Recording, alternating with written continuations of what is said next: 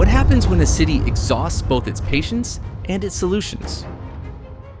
You're gonna get short dope sales, you're gonna get bad dope, you're gonna get misled, you're gonna get robbed, you might get beat, you might get raped, you might even lose your life, you know.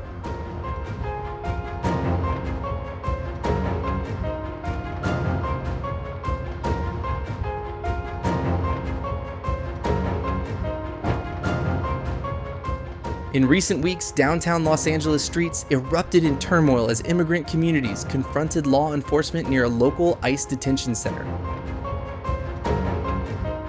The demonstrations, sparked by intensified deportation sweeps, rapidly descended into disorder, revealing the deeper tensions festering across California. Yet beneath the news of shattered windows and riot shields lies a quieter, more enduring crisis, one rooted in the same issues of displacement, exclusion, and governmental shortcomings.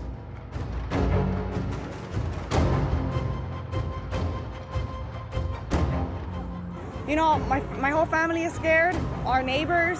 I came out and wanted to see what was all the commotion, and sure indeed, there were ICE agents.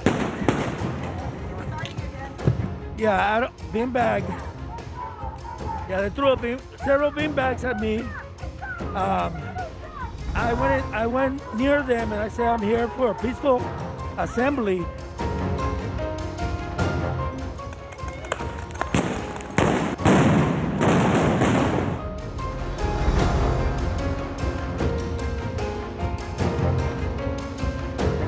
Los Angeles, once famed for its glamour, beaches and celebrities, is now equally marked by its expanding tent cities and sprawling encampments.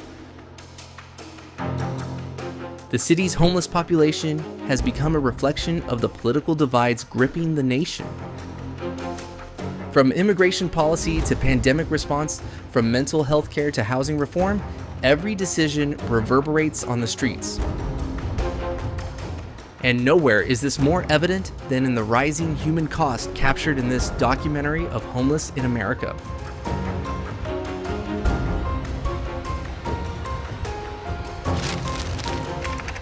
Then and now, a decade of change on LA's streets.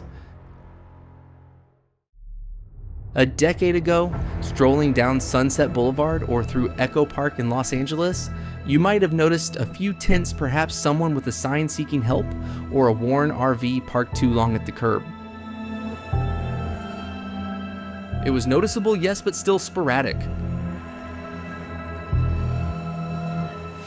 Today, those same areas look like miniature cities, hundreds of tents aligned in rows, smoke rising from makeshift fire pits, shopping carts repurposed as mobile homes, and lines of tattered shoes placed outside plastic shelters like shoes at a doorstep.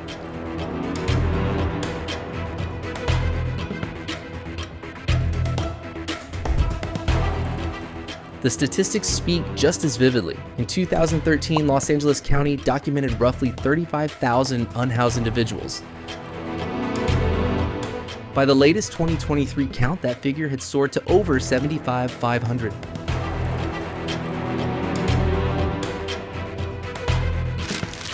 That's more than double in a single decade, and this only includes those the system managed to track. The true number could be far greater, concealed in cars, beneath overpasses, or in deserted buildings. And these aren't just lone adults. Families, elderly individuals, and even teenagers are slipping through the gaps.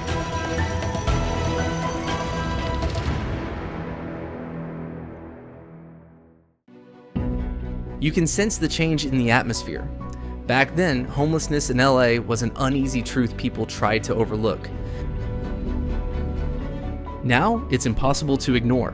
Whether you're caught in traffic on the 101 or buying coffee downtown, the crisis is right beside you.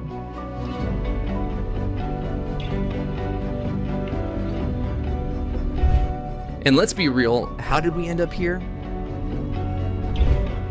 How did one of America's wealthiest cities become a focal point of Homeless in America?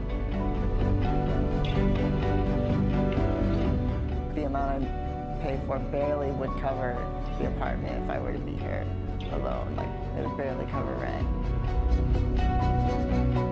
Part of the explanation lies in costs.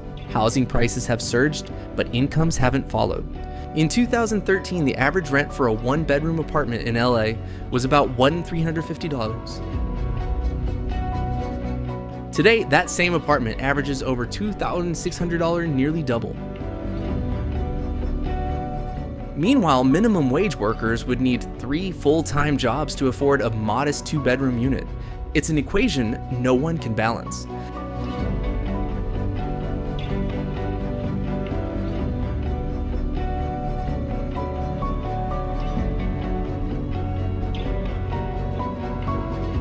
Combine that with scarce affordable housing construction, restrictive zoning laws, and a cumbersome permitting process, and you've created a perfect storm.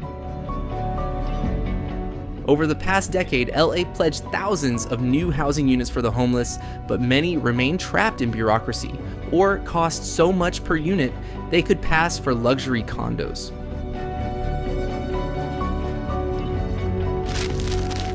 And what about the public sentiment? There's a noticeable shift. You hear remarks like, "It wasn't this bad 10 years ago," or "I used to enjoy this park. Now I'm afraid." These aren't mere complaints, they're the cries of a city watching its spirit fray. So, we must ask again, is Los Angeles progressing, or is it simply unraveling under the weight of its own contradictions?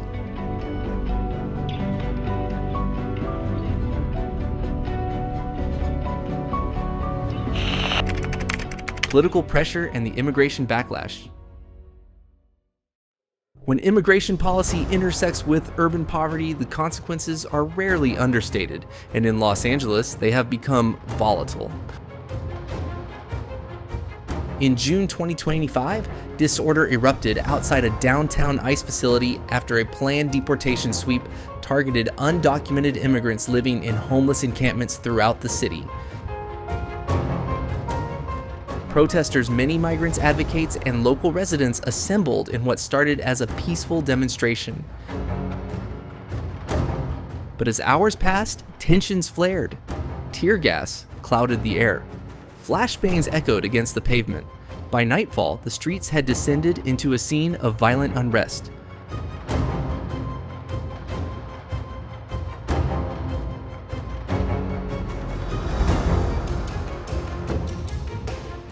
This was more than a protest, it was a confrontation. Los Angeles has long been seen as a sanctuary city, a place where undocumented immigrants could exist if not prosper.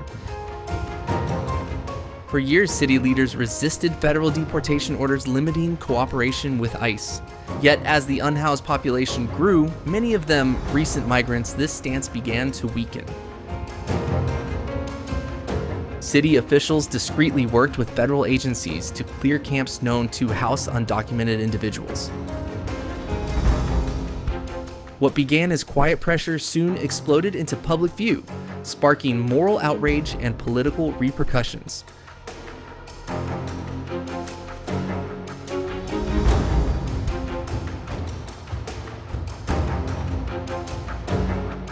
How did we reach a point where immigration raids and homelessness enforcement became intertwined? To understand this, we must look at the overburdened systems beneath. The housing crisis disproportionately impacts immigrant communities who often hold unstable jobs, lack legal safeguards, and avoid government aid out of fear. Many newcomers, especially those escaping violence, poverty, or climate disasters in Central America, have nowhere to turn upon arriving in LA. With shelters, overcrowded rents, exorbitant and minimal language or legal support, many end up in tents within days of arrival.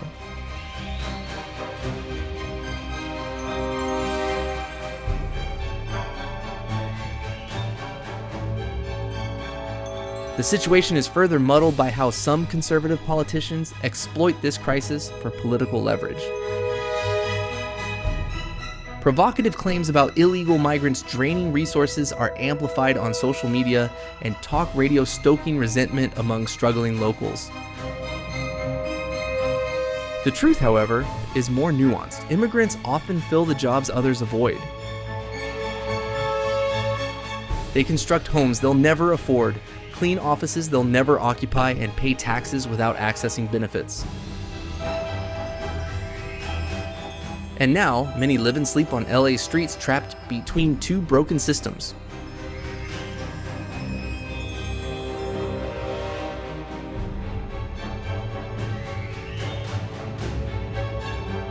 In this political climate, compassion itself has become a political battleground.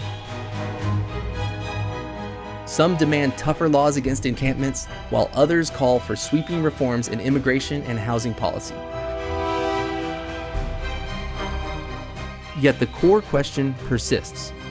Are we creating a city that excludes people by design, or simply letting our apathy do the work for us?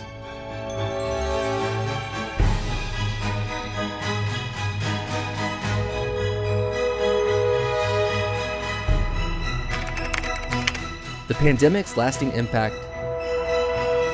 When COVID-19 swept the globe, it laid bare vulnerabilities long overlooked, and nowhere was this clearer than on Los Angeles' streets. For the city's unhoused population, the pandemic brought more than a virus. It delivered isolation resource shortages and a new wave of economic devastation.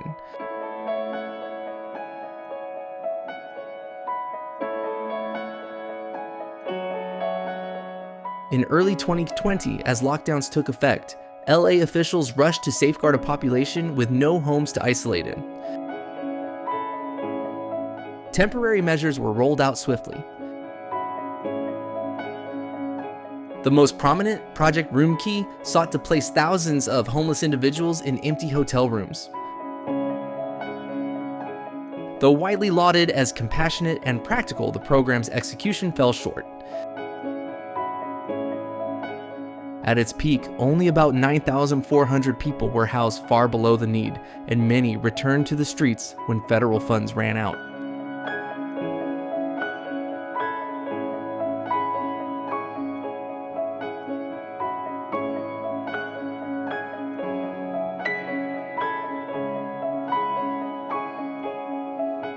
But beyond short-term initiatives, the real harm came from the economic fallout that ensued. Millions lost jobs, and in California, entire industries, hospitality service, and retail crumbled almost overnight. The eviction moratorium, initially a vital safeguard, merely postponed the inevitable. When protections were lifted in mid-2022, a surge of evictions hit low-income renters hard. Los Angeles County saw an 18% rise in newly homeless individuals within just 6 months. For many, the gap between stability and street life was just a few missed paychecks.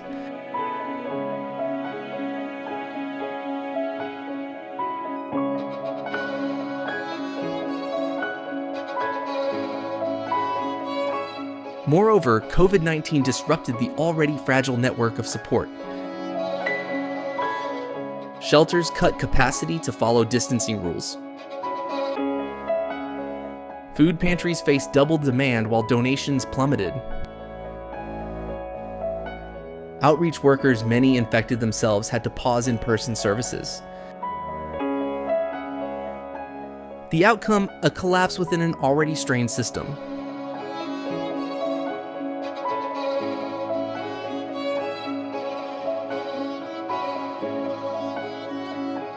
What lessons did we take from this? One could argue the pandemic showed how fast governments can act under pressure and how temporary those fixes often are. The emergency response was rapid but unsustainable. Programs with potential were underfunded or abandoned just as they began to show impact. It poses a larger question: if we can secure rooms during a crisis, why can't we secure homes in so-called normal times? The wounds of COVID still linger in Los Angeles. They're in the packed shelters, the resurgence of encampments on Skid Row, and the growing public frustration.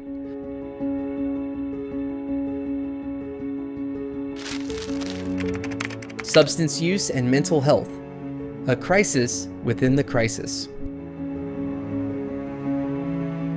While housing and poverty often lead discussions about Los Angeles' homelessness crisis, the critical role of substance use and mental health challenges cannot be overlooked. These two issues are deeply entangled with why thousands remain unhoused and why reintegration efforts frequently fall short.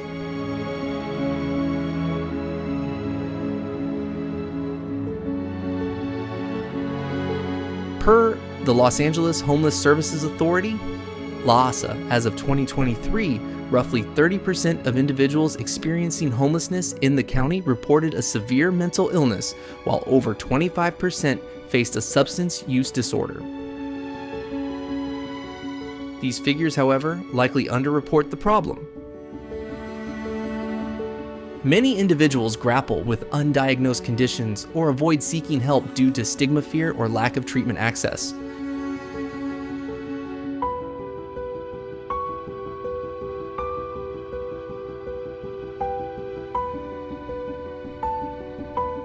Methamphetamine and opioids, especially fentanyl, are at the core of the city's substance use issues. Since 2019, LA County has witnessed a sharp increase in fentanyl-related health emergencies. It's a synthetic drug that's inexpensive, powerful, and widely available, often mixed unknowingly into other substances. Per the California Department of Public Health, opioid-related emergency room visits among unhoused individuals have risen by over 60% in the past 5 years. This has overwhelmed hospitals, paramedics, and recovery services alike.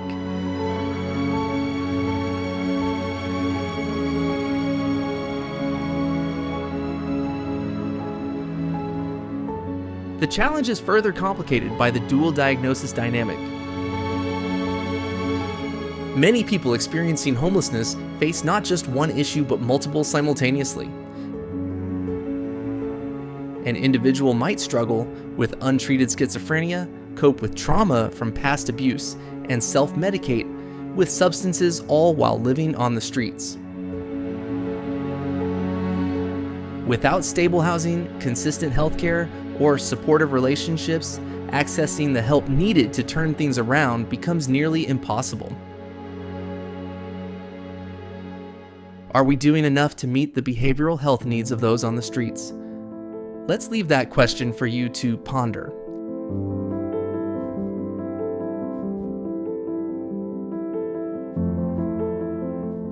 In recent years, California has taken steps to broaden access to mental health and substance use treatment through initiatives like CalAIM and the Community Assistance Recovery and Empowerment Care Court. These seek to deliver comprehensive services and tailored case management for the most vulnerable. But critics contend these programs are underfunded, overly complex, or too narrowly focused to create lasting impact.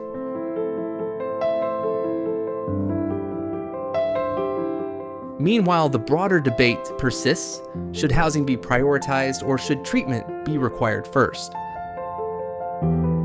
The Housing First approach, which emphasizes stable shelter before mandatory rehab or counseling, has shown promise in many cities. But in LA, implementation has been inconsistent, particularly with permanent supportive housing remaining so scarce.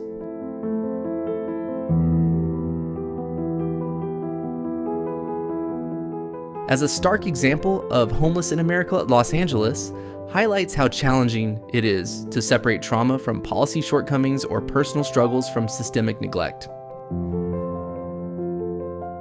But until mental health and substance use are treated as primary, not secondary issues, any lasting solution will remain elusive.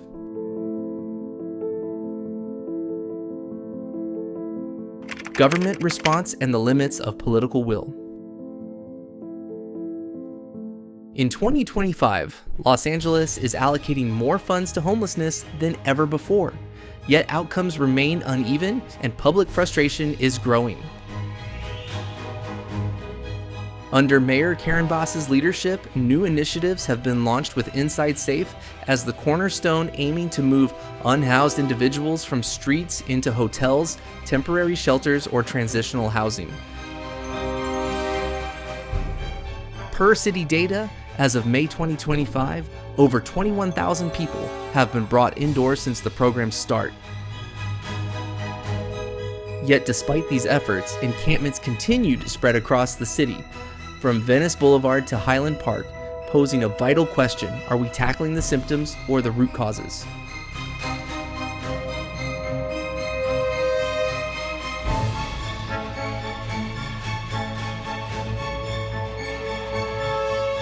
A primary obstacle is the shortage of permanent housing. While Los Angeles voters passed Proposition H in 2016, providing $1.2 billion to build up to 10,000 supportive housing units, progress has been frustratingly slow. By early 2020, fewer than 400 to 800 units have been completed. Many of these units cost between $500,000 and $700,000 each, drawing criticism for inefficiencies, bureaucratic delays, and weak oversight. The truth is, construction takes time, and in a city losing ground daily to a growing crisis, time is a luxury we don't have.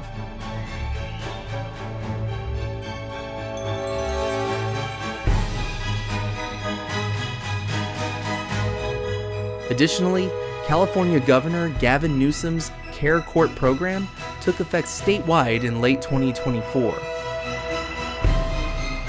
This initiative empowers local courts to mandate treatment plans for individuals with severe mental illness, including housing, medication, and case management. The aim is to reach those cycling repeatedly through hospitals, jails, and streets. However, civil rights groups have raised concerns about forced treatment and the lack of sustained support beyond court-ordered plans.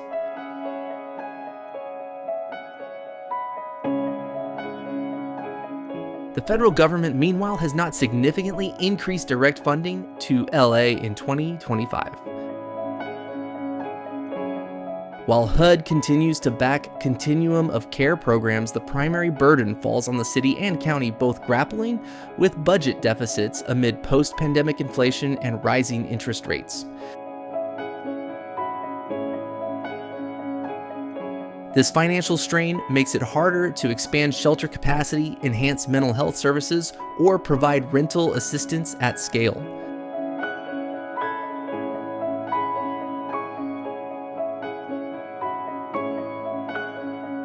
Yet the political stakes remain high, as Los Angeles gears up for the 2026 mayoral and council elections.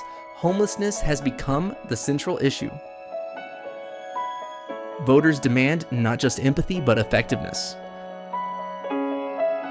So the critical question is, can leadership repair the damage left by years of inaction and unfulfilled promises? Because when we discuss homeless in America, it's not just about tents and tarps. It's about broken systems, housing, healthcare, justice, all colliding on the same fractured sidewalk.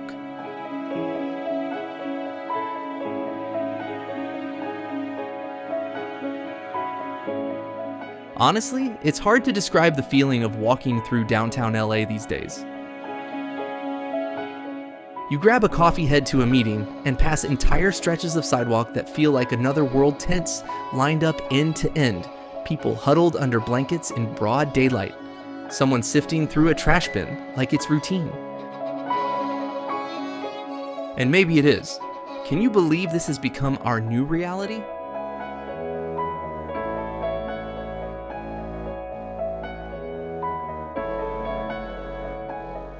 Sometimes I find myself doing what others do, avoiding eye contact, walking faster, acting like I don't see it. Then I pause and wonder, when did we start accepting this as part of city life? LA wasn't always like this. Yes, there were people on the streets a decade ago, but not like this. Not whole blocks transformed into encampments. not this sense of defeat. It's heart-wrenching.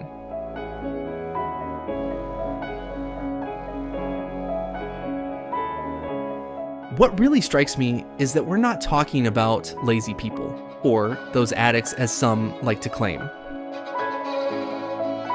I've met former teachers, veterans, even a retired bus driver living in his van. These are people who got priced out, lost jobs, or had no one to turn to. And once you're out, getting back in is nearly impossible. It could happen to anyone, truly.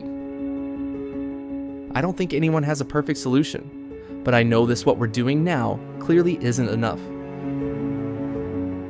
Pouring money into the issue without fixing the system won't work. And pretending it's someone else's problem. That's how we ended up here to begin with.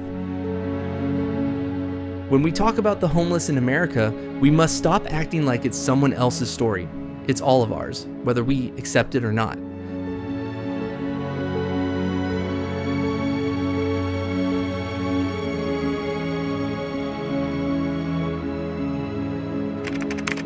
Conclusion.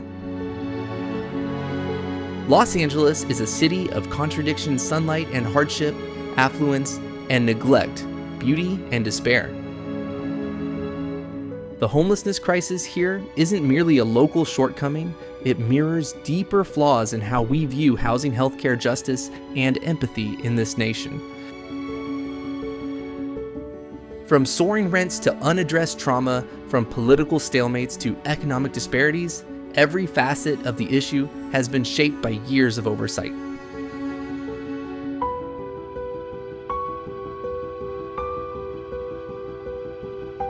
But perhaps what's most unsettling is how routine it has all become. We've grown accustomed to sidestepping tents, hearing sirens, and dismissing suffering as mere background noise.